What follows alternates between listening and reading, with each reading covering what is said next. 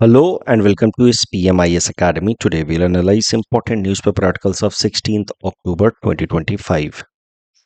Please note you can download the PDF version of today's newspaper analysis by clicking the link given in the comment section.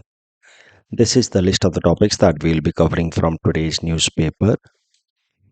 The first topic is about refugee policy for India. This article argues that India needs a refugee policy. This topic is important from our syllabus GS paper 2 polity and governance point of view. तो पहले detail में समझते हैं about refugees. और refugees के बारे में समझने के लिए we will have to understand about different types of immigrants in a country. कौन होते हैं इमिग्रेंट्स? वो लोग जो अपने देश से निकल करके किसी और देश में जाते हैं, तो जिस देश में वो जा रहे हैं उस देश के लिए वो इमिग्रेंट्स कहे जाएंगे। अब there are different types of immigrants on the basis of legality. कानूनी तौर पे देखा जाए, नियम कानून के हिसाब से, तो इमिग्रेंट्स अलग अलग तरीके के होते हैं। There are few who are called legal immigrants, जो बिल्कुल नियम कानून के हिसाब से दूसरे देश में जाते हैं। फॉर एग्जाम्पल, दूसरे देश में काम करने गए एम्प्लॉयमेंट वीज़ा लेकर के, या स्टूडेंट्स जाते हैं, जैसे भारत के स्टूडेंट्स ब्रिटेन गए पढ़ने के लिए, वहाँ पे स्टडी वीज़ा लेकर के, तो ये स्टूडेंट्स ब्रिटेन के लिए कहे जाएंगे लीगल इमिग्रेंट्स। फिर होते हैं रेफ्यूजीज। रेफ्यूजीज वो होते हैं जो अपने देश को छोड़ करके किसी और देश में जाकर के रहते हैं, बिकॉज उनको खुद के देश में, in their home country, they fear prosecution, किसी न किसी कारण से उनको खतरा होता है उनके लाइफ पे, या बिकॉज ऑफ वॉर और violence they move to some other country. ऐसे लोगों को कहा जाता है रेफ्यूजीज। अब रेफ्यूजी जो है वो स्टेटस पाने के लिए क्या करना होता है? तो जब एक इंसान अपने देश को छोड़ करके दूसरे देश में जाता है, तो सीधा सीधा उसको वहां पे रेफ्यूजी स्टेटस नहीं मिल जाता। पहले उस इंसान को कहा जाएगा असाइलम सीकर। जैसे मान लीजिए अफगानिस्तान से कोई इंसान भारत में आया और बिना किसी वीजा डॉक्यूमेंट के आया, और वो इसलिए आया है भारत में क्योंकि अफगानिस्तान के अंदर वॉर चल रहा है, तो खुद को और फैमिली को प्रोटेक्ट करने के लिए वो खुद और फैमिली को लेकर के भारत में आ गया। तो अब उस इंसान को कहा जाएगा asylum Sikar who has applied for refugee status. तो जब तक एप्लीकेशन पेंडिंग है तब तक उस इंसान को कहा जाएगा कि असाइलम सीकर है। Once the application is approved then that person becomes refugee. तो रेफ्यूजीज को दूसरे देश में जहां वो गए हैं वहां पे रहने का अधिकार दे दिया जाता है, though they are not given citizenship, किसी दूसरे सिटीजन के बराबर के अधिकार नहीं होते, but refugees are at least given right to stay in the host country जहां पे भी वो माइग्रेट करके गए हैं। तो असाइलम सीकर होते हैं if their approval, if their request is approved then they are granted refugee status. If rejected then they will be called illegal immigrant, और उसके बाद they may be deported out of the country. तो जैसे अफगानिस्तान से वो आदमी भारत में आया और वो असाइलम सीक करेगा, उसकी अगर रिक्वेस्ट अप्रूव हो जाती है तो उसको कहा जाएगा रेफ्यूजी, उसको भारत में रहने दिया जाएगा। Otherwise that person will be considered as an illegal immigrant and then उस इंसान को वापस उसके देश में डिपोर्ट करने की कोशिश की जाएगी। तो ये होते हैं अलग अलग तरीके के immigrants on the basis of legality. On the basis of purpose अलग अलग तरीके से हम फिर कैटेगराइज कर सकते हैं, students, workers, tourists, like that. But ये लीगलिटी के बेसिस पे अलग अलग इमिग्रेंट्स हैं। अब रेफ्यूजीज से रिलेटेड एक इंटरनेशनल लॉ है जिसके बारे में हम यहाँ देखेंगे, वो है UN refugee convention of 1951। It is also commonly known as Geneva convention on refugees. इस यूएन कन्वेंशन ऑफ 1951 को फर्दर स्ट्रेंथन किया गया है विथ अ 1967 प्रोटोकॉल। तो किसी कानून इंटरनेशनल लेवल पे जब बनाए जाते हैं किसी कानून को, तो उसको कहा जाता है कन्वेंशन। उस कन्वेंशन में फर्दर पॉइंट्स ऐड करने के लिए उसमें प्रोटोकॉल्स भी लगाए जाते हैं। तो रेफ्यूजी से संबंधित there is 1951 refugee convention and 1967 protocol. ये यूनाइटेड नेशंस के प्लेटफॉर्म पे ये कन्वेंशन एंड प्रोटोकॉल अग्री किए गए हैं, जिसके अंतर्गत रेफ्यूजीज जब दूसरे देश में जाते हैं तो उनको कैसे ट्रीट किया जाना है, उससे रिलेटेड बातचीत की गई है। इस जिनेवा कन्वेंशन में जो सबसे कोर प्रिंसिपल है, मेन आइडिया है, वो है प्रिंसिपल ऑफ नॉन रिफॉल्वमेंट। नॉन रिफॉल्वमेंट की पॉलिसी क्या कहती है कि मान लीजिए कि कोई एक रेफ्यूजी है जो अपने होम कंट्री ए को छोड़ करके होस्ट कंट्री बी में जाता है। वहां पे पहले वो जाएगा असाइलम सीकर की तरह, और वो असाइलम के लिए अप्लाई करेगा। अगर ये देश country B is signatory to this Geneva convention, तो उस केस में अगर वो असाइलम सीकर ये साबित कर देता है कि उसको अपने देश के अंदर, होम कंट्री के अंदर उसकी जान पे खतरा है, तो उस केस में country B which is signatory to this Geneva convention will not send back that person to the to the home country A। Country B को, उस इंसान को अपने देश में रेफ्यूज यानी कि शरण देना ही होगा। इस नॉन रिफॉल्वमेंट पॉलिसी को अगर आपको समझना है तो आप याद कर सकते हैं फिल्म डंकी को, अगर आपने देखी हो तो। इस फिल्म में दिखाया गया है कि ये 5 दोस्त, ये जो लोग हैं भारत से, पंजाब से निकल करके, भारत के पंजाब स्टेट से निकल करके ये लोग यूके जाने की कोशिश करते हैं थ्रू डंकी रूट, यानी कि इलीगल तरीके से। So they somehow have entered into UK in illegal manner, बिना किसी वीजा परमिट के। तो वहां पे वो हो गए इलीगल इमिग्रेंट्स। फिर वहां पे जब लोकल अथॉरिटीज ने उनको पकड़ा, सो दे अप्लाइड फॉर असाइलम। तो इलीगल इमिग्रेंट के बाद दे बिकेम असाइलम सीकर, क्योंकि उनको जब पकड़ा गया, कोर्ट के सामने रखा गया, फॉरेन ट्रिब्यूनल्स के सामने, तो वहां पे दे अप्लाइड फॉर असाइलम। अब इन 5 को क्या करना था, बस ये प्रूव करना था कि उनको अपने देश भारत, होम कंट्री भारत में इनके जान के ऊपर खतरा है, या इनके खिलाफ किसी तरीके की स्टीरियोटाइपिंग की जाती है, डिस्क्रिमिनेशन किया जाता है। They had to prove this. और अगर ये साबित कर देते तो फिर इस केस में इनको रेफ्यूजी स्टेटस मिल जाता यूके के अंदर, since UK is signatory to this UN refugee convention 1951। इसमें क्या हुआ कि बाकी दोस्त तो समहाउ एक्सेप्ट कर लेते हैं कि हाँ, उनको अपने देश भारत में खतरा है। शाहरुख खान कहता है कि नहीं, मुझे अपने देश में खतरा नहीं है, मैं यूके में आया हूँ with some economic motive, the pull factor is responsible not the push factor. उस केस में शाहरुख खान को डिपोर्ट कर दिया जाता है, इसको रेफ्यूजी स्टेटस नहीं मिलता है, बाकियों को वहां पे रेफ्यूजी स्टेटस मिल जाता है। तो इस तरीके से आप समझ सकते हैं कि since UK was signatory to this Geneva convention, that is why UK could not send back those people who entered into UK through donkey route, but somehow argued that they had threat on their lives in their host country India। तो इस example में country ए हो गया India, country B हो गया UK, and UK was signatory so it could not send back. अब ये तो हमने बेसिक कॉन्सेप्ट सीखे। हमने पहले अलग अलग इमिग्रेंट्स के बारे में देखा, फिर इंटरनेशनल कन्वेंशन, जिनेवा कन्वेंशन के बारे में देखा। नाउ लेट अस सी कि इस आर्टिकल में क्या कहा गया है, कोर आइडिया क्या रखा गया इस आर्टिकल में। यह आर्टिकल कहता है कि भारत के अंदर there is no clear refugee policy. Bharat ना तो सिग्नेटरी है जिनेवा कन्वेंशन का या उसके प्रोटोकॉल का, ना ही हमारे देश में कोई एक कॉम्प्रिहेंसिव कानून है जो डिफाइन करे कि who should be considered as a refugee. तो बेसिकली जो असाइलम सीकर्स होते हैं, जो दूसरे देश से हमारे देश में आ गए, मान लीजिए अफगानिस्तान वाला एग्जांपल लेते हैं, वो भारत में आ गया वो इंसान, अब वो असाइलम के लिए अप्लाई कर रहा है। अब उसको किस बेसिस पे असाइलम दिया जाएगा, यानी कि उसको रेफ्यूजी स्टेटस दिया जाएगा या रिजेक्ट किया जाएगा, इसको लेकर के कोई कानून है नहीं।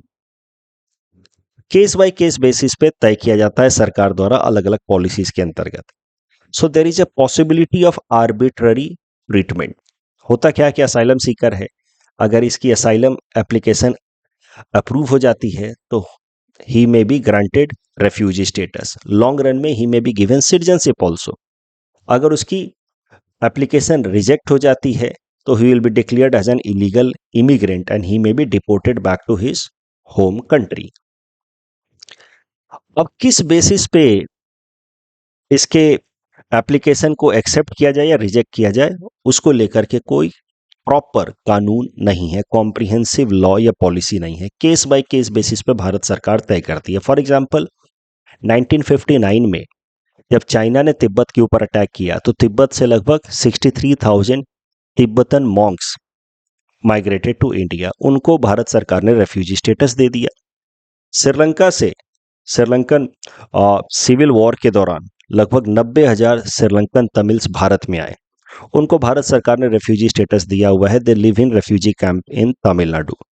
वहीं म्यांमार से लगभग 40,000 के आसपास रोहिंग्याज, एक एस्टिमेशन है 40,000 के आसपास Rohingyas have entered into India as immigrants. But उनको भारत सरकार ने रेफ्यूजी स्टेटस नहीं दिया है. उनके लिए कोई पॉलिसी नहीं है कि these asylum seekers can be considered as refugee.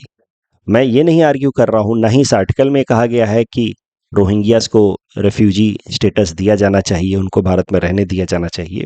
ये एग्जाम्पल से बस ये इस्टाब्लिश किया जा रहा है कि there is no clear cut policy. Case by case फैसला ले रही है भारत सरकार. तो there is possibility of arbitrary treatment, there is a possibility of vested interest या वोट बैंक पॉलिटिक्स. लेकिन हाँ, साथ ही साथ इसका एक फायदा भी है. कोई क्लियर कट पॉलिसी ना होना या कोई एक सीधा सीधा कानून ना होना या इंटरनेशनल कन्वेंशन का साइन ना करना. अगर जैसे भारत ये जेनेवा कन्वेंशन का सिग्नेटरी होता तो उस केस में हम रोहिंग्यास को डिपोर्ट बैक नहीं कर पाते. उस केस में हम बांग्लादेशी इमिग्रेंट्स को डिपोर्ट बैक नहीं कर पाते टू बांग्लादेश, अगर वो ये स्टैब्लिश करते कि उनको हम उनके देश में खतरा है.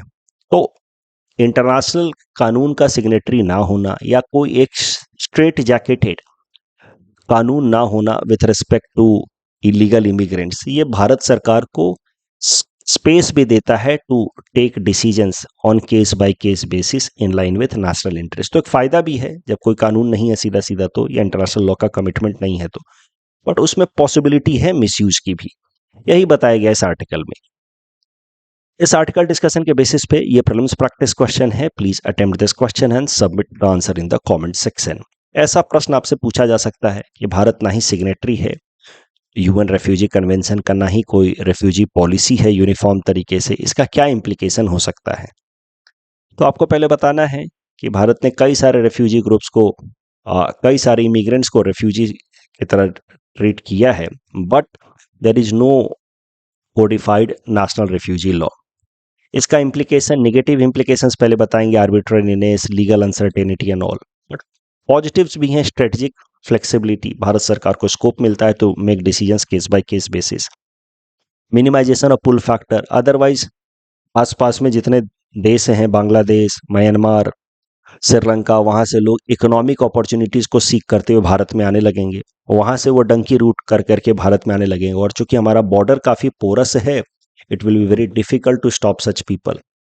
But in the end you have to also give argument for a comprehensive refugee law. एक लॉ तो होना ही चाहिए जिससे क्लैरिटी रहे, आर्बिट्ररीनेस को हम दूर करें. हाँ, कंक्लूजन में आप लिखेंगे कि वो लॉ जो है वो भारत के जरूरत के हिसाब से बने, भारत की डेमोग्राफिक एंड सिक्योरिटी इंटरेस्ट को ध्यान में रखते हुए बने, but there is a need of comprehensive law. Next topic is about geopolitics over rare earth minerals. Important from our syllabus GS paper 2 international relations point of view, also important for GS paper 3 Indian economy.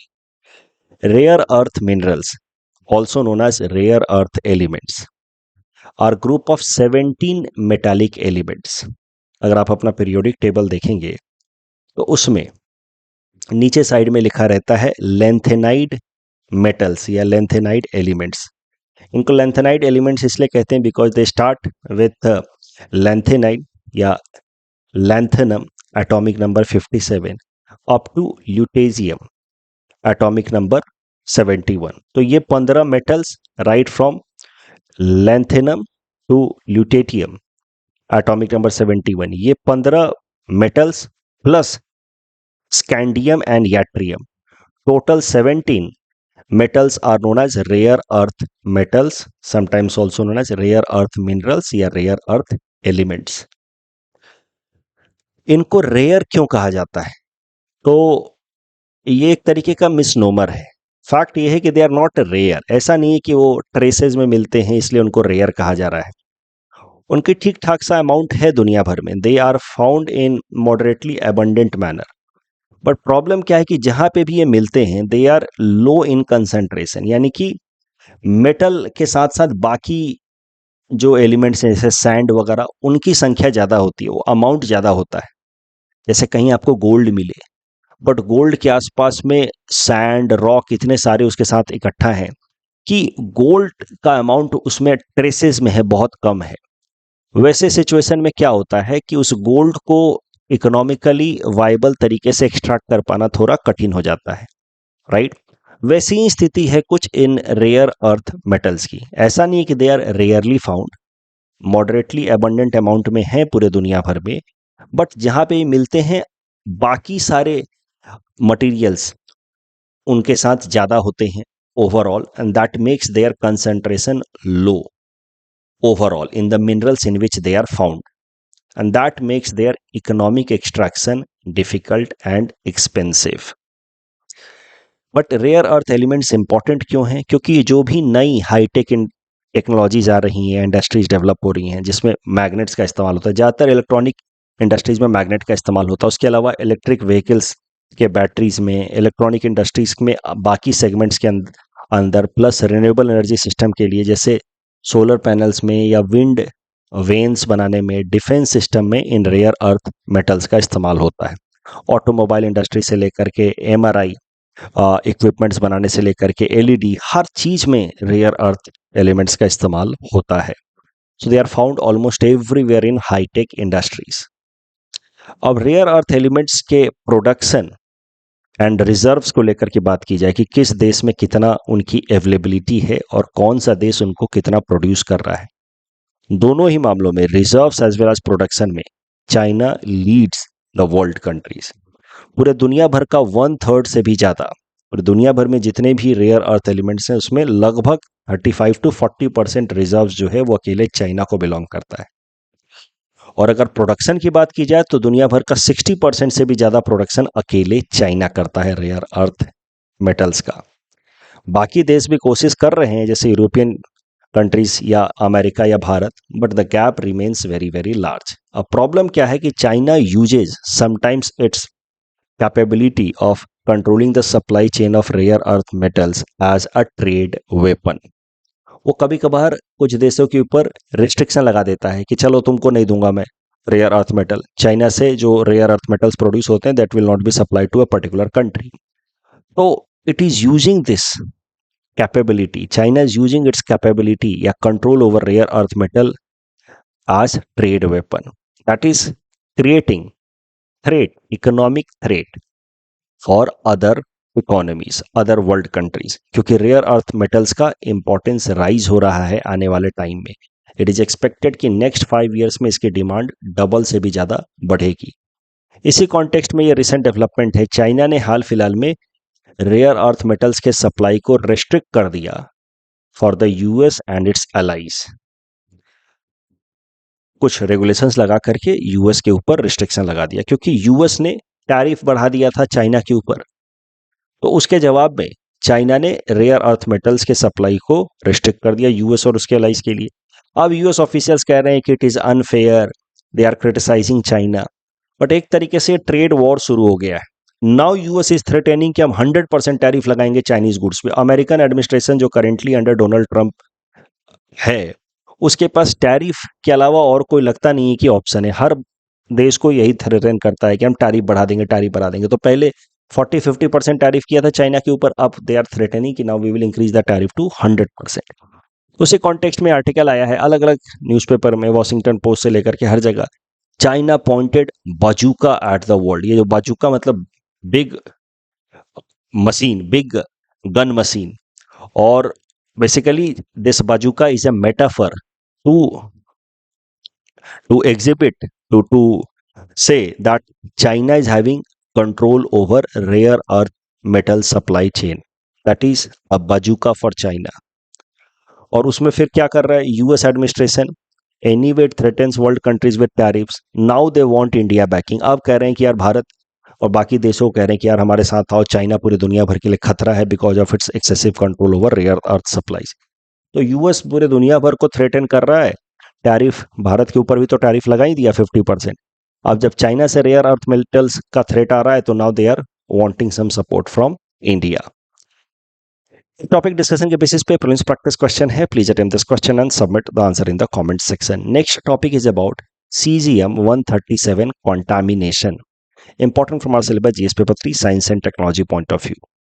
हुआ क्या हाल फिलहाल में अगस्त महीने में इस साल America की food and drug administration ने पाया कि इंडोनेशिया से आने वाले जो श्रिम्प्स हैं, श्रिम्प्स एक्सपोर्ट करता है खूब सारा इंडोनेशिया अमेरिका को, तो यूएस की फूड एंड ड्रग एडमिनिस्ट्रेशन ने पाया कि इंडोनेशिया से आने वाले श्रिम्प्स में सीजियम 137 के ट्रेसेस मिले हैं। सीजियम 137 एक रेडियो एक्टिव मटेरियल है, isotope of caesium, caesium 137 radioactive isotope है which is generally produce from nuclear fusion reaction. इसकी प्रॉब्लम क्या है कि caesium 137 emits beta and gamma radiations, इस कारण से इसके प्रॉक्सिमिटी में रहने से इंसान का हेल्थ हजार्ड हो सकता है, स्किन डैमेज हो सकता है, इंटरनल ऑर्गन्स डैमेज हो सकते हैं। सीजियम 137 की हाफ लाइफ 30 ईयर्स है, यानी कि जैसे मान लीजिए 10 ग्राम सीजियम 137 है, वो रेडियो इमिशन होते होते रेडियो एक्टिविटी के कारण उसका वेट थोड़ा कम होगा, तो 10 ग्राम 30 साल में घट करके 5 ग्राम होगा, फिर नेक्स्ट 30 साल में घट करके 2.5 ग्राम होगा। तो half life is quite large long, और इस कारण से किसी भी देश में अगर सीजियम 137 का एक्सपोजर हो जाता है रेडिएशन, फिर वहां पे काफी लंबे समय तक परसिस्ट करेगा because half life of caesium 137 is quite long 30 years. तो ये तो बात हो गई सीजियम 137 की कि सीजियम 137 न्यूक्लियर फ्यूजन रिएक्शन से प्रोड्यूस होता है कई कबार, अगर वो लीक हो गया फ्रॉम एनी न्यूक्लियर रिएक्टर तो फिर आसपास के लोगों के लिए हेल्थ हजार्ड कर सकता है और लंबे समय तक कर सकता है because it's half life is quite long. अब सीजियम 137 मिला है in frozen shrimps imported from Indonesia to America. फिर इंडोनेशिया सरकार ने इन्वेस्टिगेशन लॉन्च किया तो उनको वाकई तौर पे अपने यहाँ पे श्रिम्प फार्म्स में या क्लो फार्म में सीजियम 137 के ट्रेसेस मिले हैं। So it's a matter of serious health related concern for Indonesia. कारण क्या हो सकता है सीजियम 137 के पाए जाने के इन इंडोनेशिया?